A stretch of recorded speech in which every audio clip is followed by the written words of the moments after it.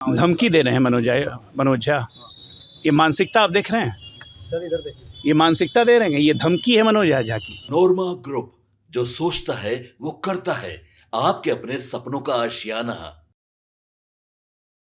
बिहार में एसआईआर का जो मुद्दा है वो लगातार बढ़ रहा है और अब इसकी तुलना बांग्लादेश से हो रही है। जी हाँ, मनोज झा आरजेडी में जो मनोज झा है, जो अपने बेबाक अंदाज के लिए, अपने बातों के लिए हमेशा चर्चा का केंद्र रहते हैं। तेजस्वी यादव को सबसे ज्यादा गाइडेंस देने वाले मनोज झा ने एक ऐसा बयान दिया जिसके बाद बीजेपी बौखला गई है। मनोज झा का ये कहना था कि जो हाल बांग्लादेश के विधानसभा में हुआ था, जिस तरीके से एसआईआर की प्रक्रिया हो रही है, बिहार में भी बांग्लादेश वाली स्थिति हो जाएगी।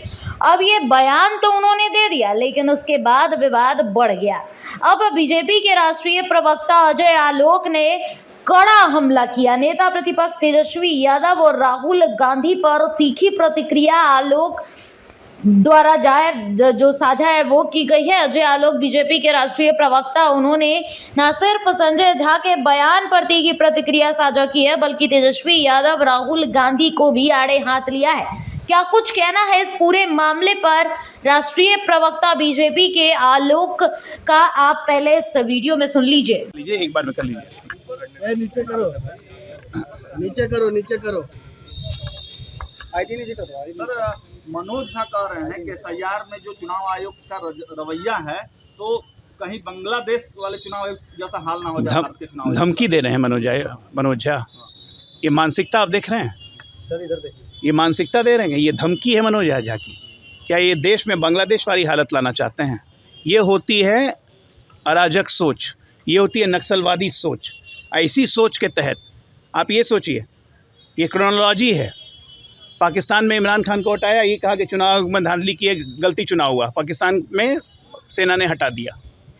बांग्लादेश में हटाया, चुनाव आयोग ने धांधली की, चुनाव आयोग ने धांधली किया, आंदोलन चला, शेख हसीना को हटा दिया। यही काम मनोज झा और बाकी लोग करना चाहते हैं। इस देश की जनता बांग्लादेश और पाकिस्तान की जनता नहीं है। वो सबक सिखाएगी ना कि छक्के छूट जाएंगे।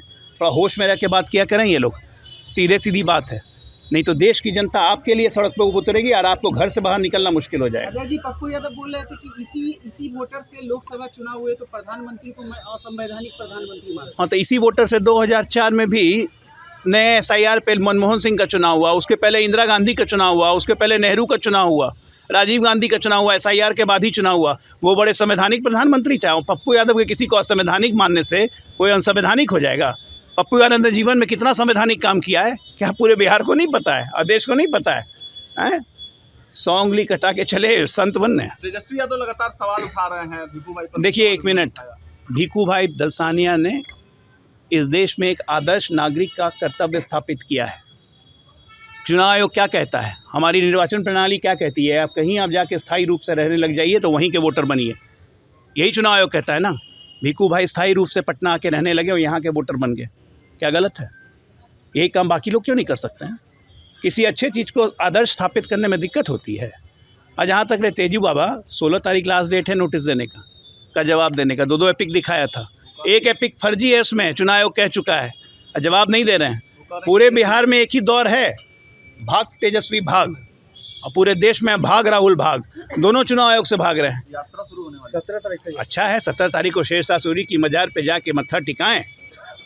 दादाजी के मज़ार पे तो कभी गए ही नहीं, वहीं चले जाएं। जरा बिहार की जनता को बताएं। ये अच्छा किया तेजू बाबा को बुला लिया, नहीं तो खड़गे जी वाला हाल नहीं हो जाता, फिर आप लोग को भी कोई मिलता नहीं वहाँ। अल्लाह वरू फिर से सवाल उठा रहे हैं कि ये कौन है? अल्लाह वरू, कृष्णा अल्लाह वरू कौन है ये? कांग्रेस के बिहार प्रभारी। कांग्रेस के प्रभारी। अच्छा, कांग्रेस भी अपना प्रभारी उभारी यहाँ पे रखने लगी क्या? चलिए बढ़िया।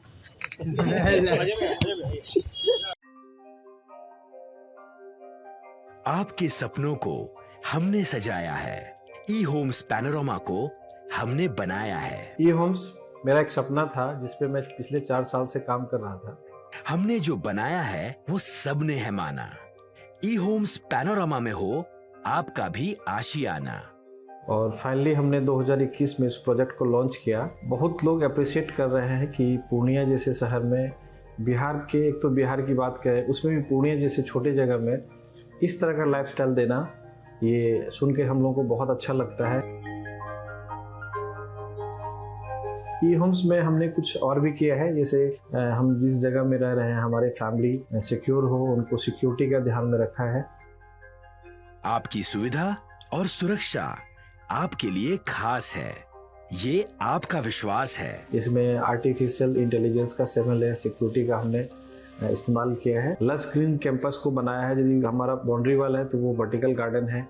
ये जितनी भी फैसिलिटी होता है एक इंटरनेशनल टाउनशिप में ई होम्स है, ये हम लोग विश्वास नहीं कर पा रहे हैं। जो भी हमारे मित्र दोस्त या जो भी हमारे बाहर के बाहर आते हैं तो हम लोगों को बहुत अच्छा सुनने को मिलता है और बहुत अच्छा क्रेडिट मिल रहा है। वो सारा हमने सिर्फ एक बिल्डिंग नहीं बनाया, हमें एक बहुत अच्छा लाइफस्टाइल दिया ई होम्स में, और मेरा एक सपना था जिसको मैं आज फुलफिल होते हुए देख रहा हूँ।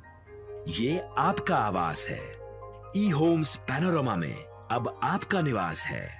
ई homes Panorama, luxurious lifestyle redefined. Panorama group, जो सोचता है वो करता है।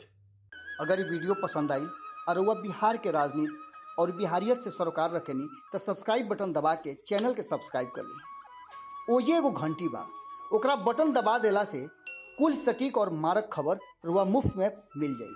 अगर रुआ पत्रकारिता के हमनी के नया प्रयोग में सहयोग कर चाहतानी तो ज्वाइन बटन दबा दी। पेटीएम नंबर नोट कर ली 93868167